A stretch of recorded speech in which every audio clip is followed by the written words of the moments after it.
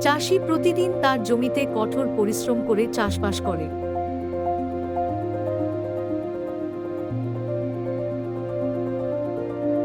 এক গরিব চাষির বাড়িতে একটি হাঁস প্রতিদিন একটি করে সোনার ডিম পাড়ত।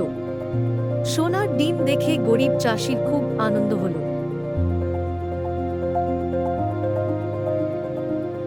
সেই ডিম বিক্রি করে তার প্রয়োজনীয় জিনিস কিনত। ওই চাষি মনে মনে ভাবল, নিশ্চয় এই হাঁসের পেটে অনেক সোনার ডিম হবে। এই ভেবে হাঁসটিকে হত্যা করল। পেট ছিঁড়ে দেখে একটিও সোনার ডিম নেই। সে তখন খুব কান্নাকাটি করতে লাগলো। মন মন ভাবল, হায় রে, আমি কি করলাম।